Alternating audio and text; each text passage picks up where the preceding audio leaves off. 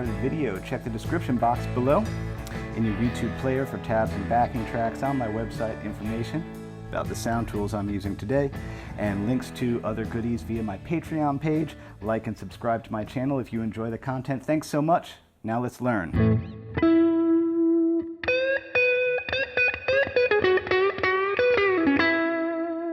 I'll turn the volume down a little. Okay, so this is a lesson about playing twangy. So that opening jam, just a classic rock kind of, or southern rock, E, D, A, in 3/4. 1, 2, 3, 1, 2, 3. I've been obsessed with 3/4 lately. So that's the jam. So the point of this lesson is to talk about the difference between what I call inappropriate bluesing. Now, I love the blues scale, but it's not always what we want. So instead, here's the trick, ladies, gentlemen, trans people, everybody, humans. Here's the trick. If you want to sound twangy or stanky, and the song is mostly in a major key, and you're sick of your blues box, all you have to do to get to the relative minor is pivot. So if this was E blues at our 12th fret, aka pentatonic minor, click back to start on your pinky, but the same scale. So ultimately that is playing in the relative minor, C sharp minor.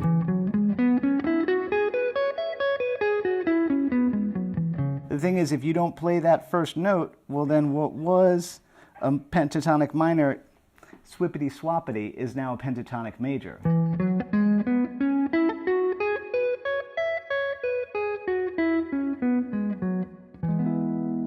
I've talked about this in other videos. That's the magical relationship between major, drum my pick, major and minor. There's always, where there's one, you know, major is E major, C sharp minor is the relative minor behind it. So without like worrying too much about theory, let's just know the rule that if I want to sound like Lynyrd Skynyrd, or like, because people will ask me like, how do you like start to do it?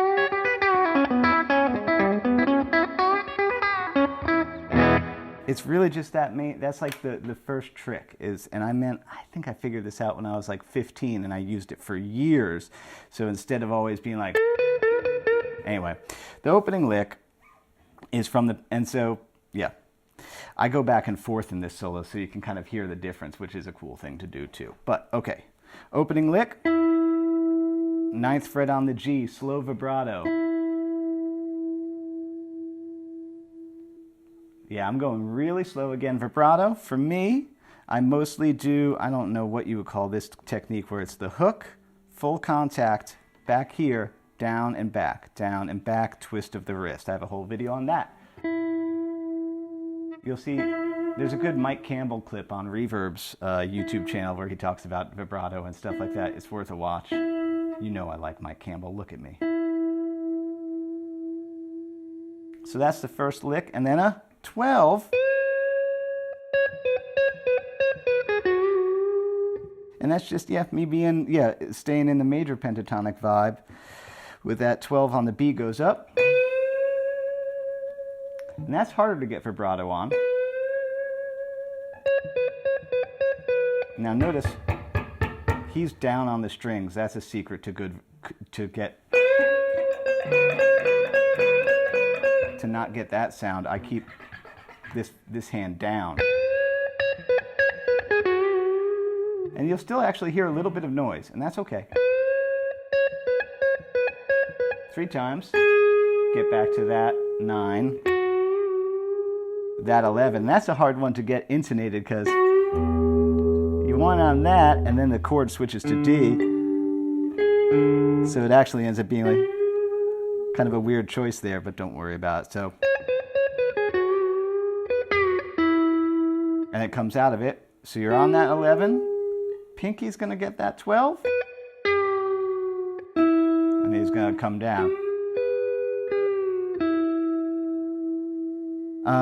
Okay, and by the way, there's slow down gears in YouTube if I'm talking fast, over here, depending on what device you're on.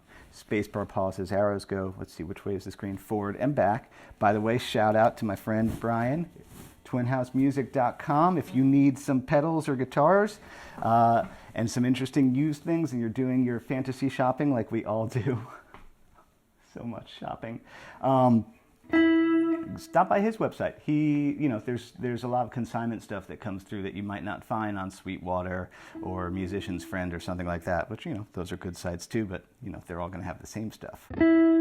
Brian's a good guy. He's a friend of mine. I was like, hey, I'll wear a shirt and tell my subscribers about you. And let's see. Okay, next lick. So if that was playing major pentatonic, then I switched to standard blues.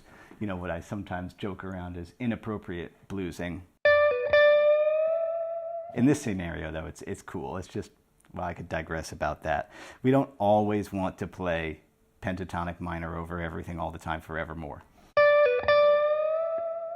That's almost a Harrison lick, so just 15 and 12 on the B. Again, yeah, a lot of control. And yeah, so it gets the apex of that bend. Gonna tag that 12 up there and then do a little. So that was actually a pre-bend on that 14 of the G.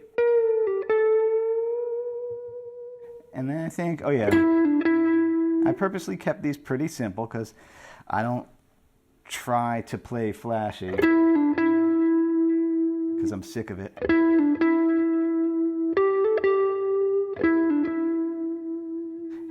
I won't digress. I'll talk about that at the end. So 14, 12, 14 on that D string, and then 12, 14, 12. Just a simple little blues lick to be like, hear the blues. And then I think I did a jump to that G natural, that 10th fret of my A string. So that minor pentatonic section.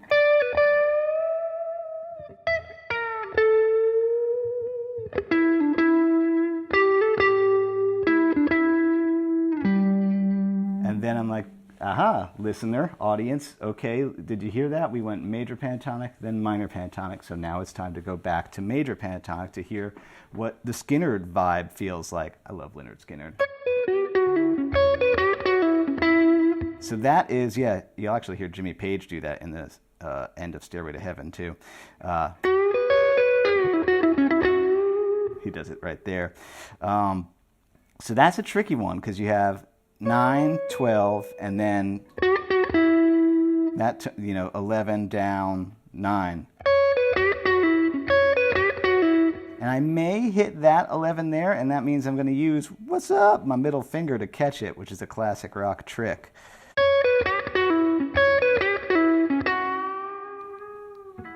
And then I did a, so now I immediately was like, oh yeah though, what happens if I do the same like hand choreography from major pentatonic up in minor pentatonic, and it yields a cool lick too.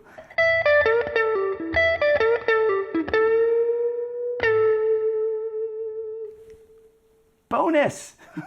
So yeah, you had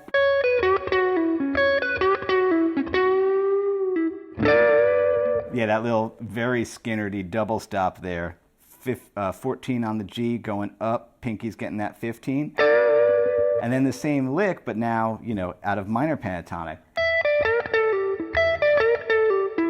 I mean, I don't want to say the notes. You can see it's the same notes.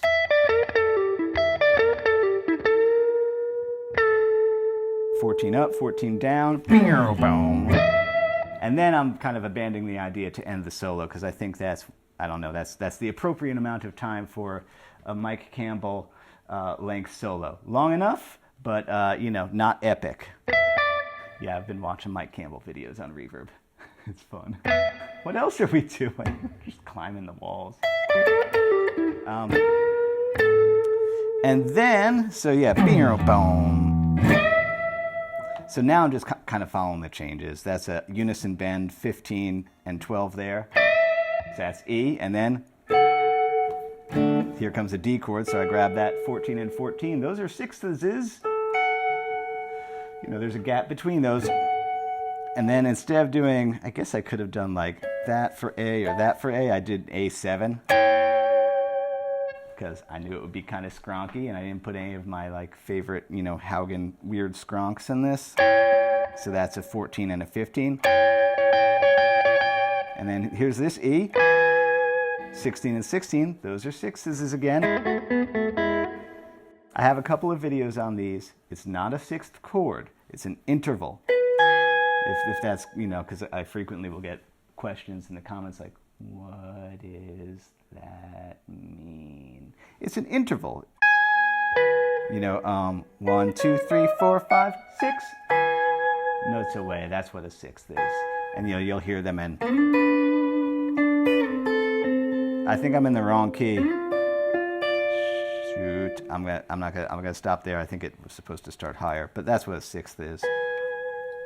Me and Adrian at anyonecanplayguitar.uk. I'm sure we both have quite a few lessons on these. He's like my British brother. We think of things the same. And then, what did I do? Oh yeah, and this time, it's just a 15 and a 17 because that's my D. And I'm smart. I know that I can resolve that D there to a C sharp, thereby making that a 14 and a 17. I got it right first try. I'm never good at fret numbers, which is an A. And then I just riff it.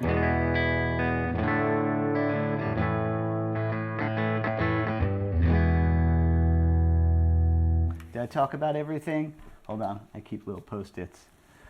Like and subscribe to my YouTube channel if these videos are helpful for you. It helps with the algorithm relevancy. The more people tell the robot that I do a good job. Slow down, Twin House Music. That's an old Silvertone 1484. It is a cool amp. Honestly, it's not my favorite amp. It's beautiful. You know, it certainly looks good in a YouTube thumbnail, but it's not my favorite amp. It's, you know, they talk about the overdrive on these things. It's like this like amazing overdrive, and I don't know what's wrong with mine. I've spent hundreds and hundreds of dollars on it. Its overdrive is okay, but I mean, not compared to my Hiwatt or my Tweed Deluxe or my Vox. Ha ha ha, throwing shade on my vintage amp. Okay, and then the main thing, post-its, is the Twang rules. So here's the deal. When a song is in any way major key, you know, you can always do that trick of ultimately you're playing in the relative minor.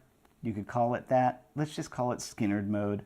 And that trick again is where you would first have thought to just be like Blues Town, USA. Which, you know, I love that scale. I'm never going to actually badmouth that scale. I love it, but it's one sound. It's right. It's 3 frets behind it. Example O.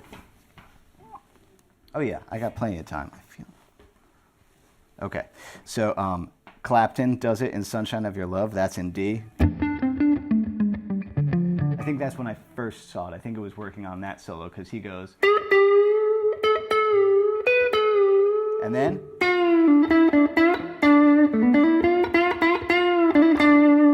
and I was like, what? So it's like, yeah, I mean, I know it as a Clapton trick, but it's also in Skynyrd. Watch, I'm going to get copyright strikes for doing these.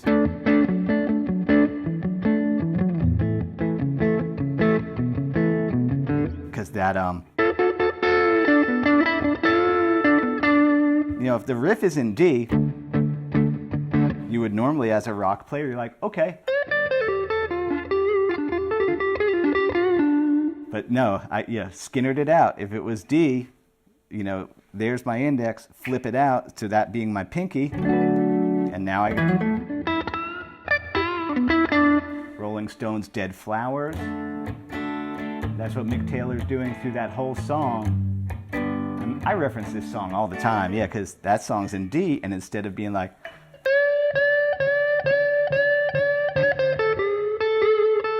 you know, I'm sure he could have done something cool. He's all over.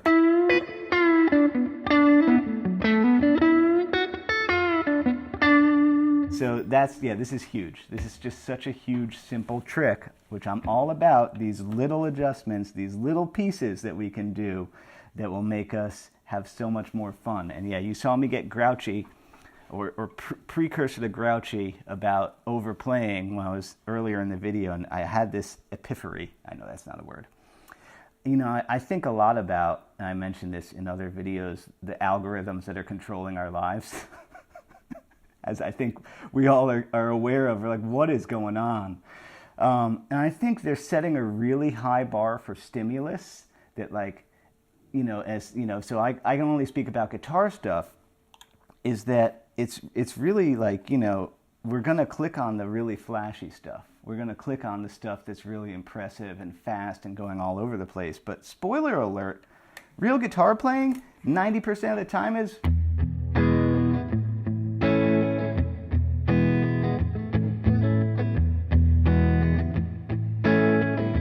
added up the hours and all the gigs and rehearsals, I'm like, oh yeah, it's mostly that. And it's making us get weird ideas about whether or not we're good at this instrument or whether or not we're doing it right, when, like, guess what, we probably are. Is that all I need to cover? Yeah, okay. I don't think that's too much shade to be. Whatever, I'm attacking a robot. It can take it.